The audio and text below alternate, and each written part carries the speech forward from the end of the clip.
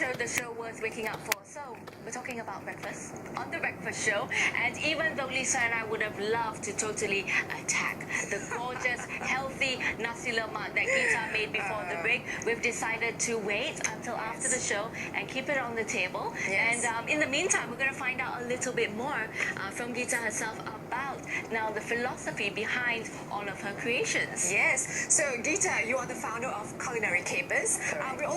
We're joined by her student as well, Felicia Macanio, Yes. who has been a student for how long, Felicia? From the beginning, when she started having classes, way back 10 years ago. 10 years Wow. ago. So, Gita, you're obviously very successful in what you do. Now, what is the philosophy behind your cuisine? Well, in actual fact, when I started, it was all normal. I was teaching many different types of cuisine, you know, because I've always been interested in cooking. But of late, you know, I've decided after about 2 years ago, I wanted to get healthy. So, you know, I started doing a lot of research about how to make all the stuff that I like much healthier, you know. So I went into things like healthy grains and, you know... Superfood? Superfood, yes, you know, and it has really, well, it's just become very successful because for me, taste is very important. So I try and imbue a lot of different flavors into the food, you know, and come up with different creations, and I think that I've been quite successful. What are some of the differences you've noticed in changing the way that you present the food or that you cook it? We use a lot of healthy stuff. Our time of cooking is very short. Okay, we do not do a lot of long stuff, but there's a lot of preparation involved. But if you are efficient person, then you know exactly how to do that. You see, so all our grains actually, we cook them all at one shot and then we freeze them in little bags. So if I need to come up with a salad very fast, I can. All I need to do is, okay, take out this grain, and then put in all the seasonings that you need to put in and all that. So So we're having an organized fridge.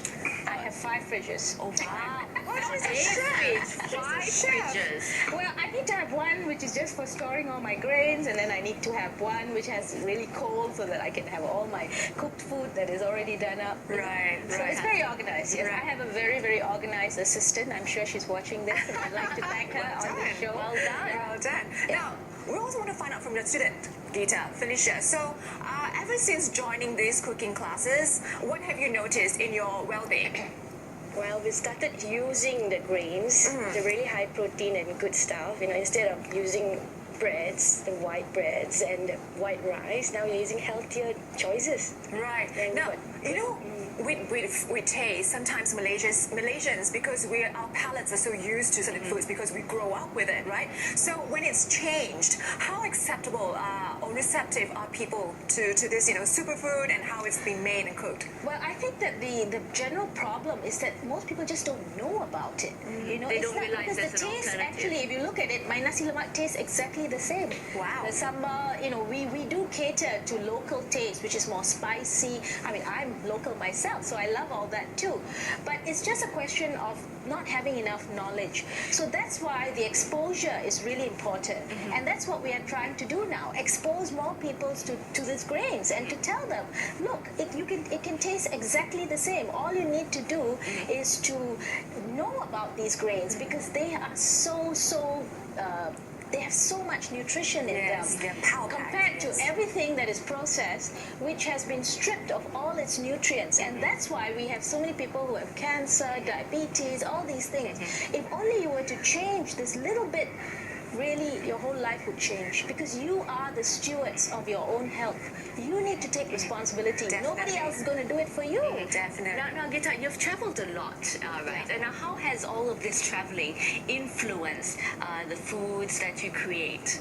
Oh, a lot. I love everything that is Mediterranean and Spanish inspired, you know, and I love Middle Eastern food.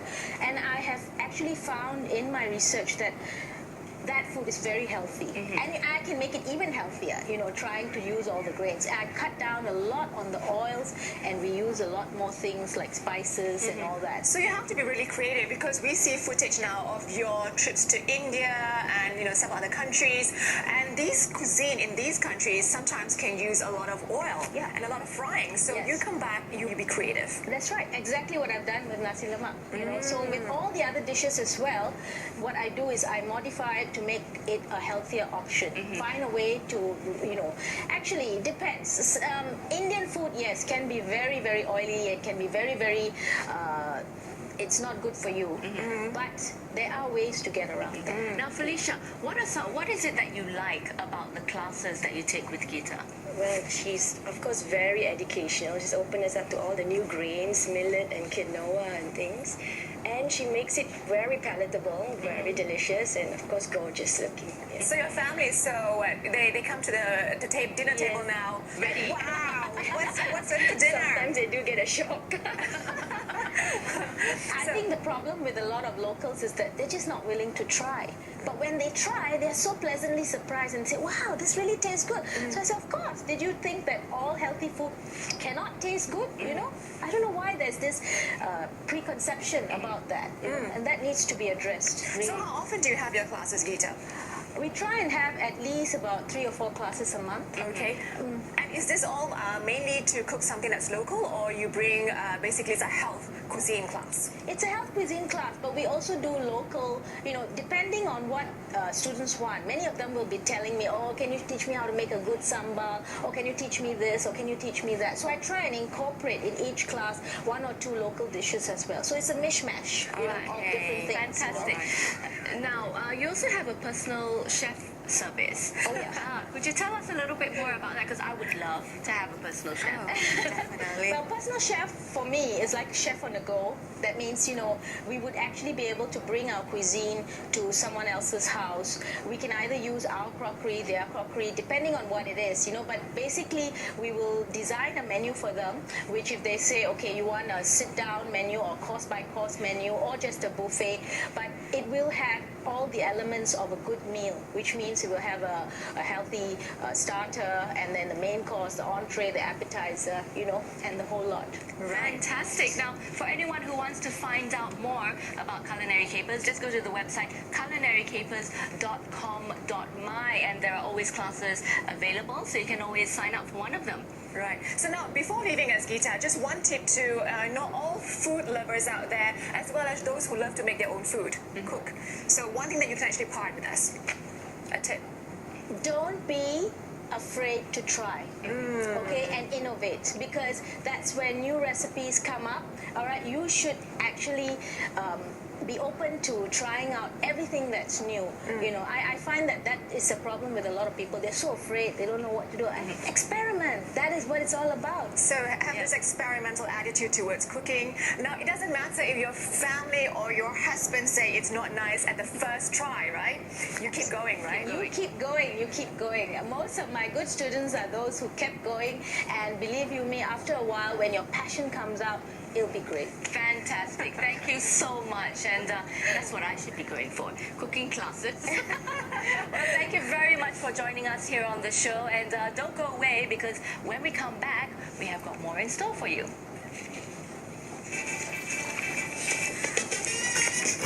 Now,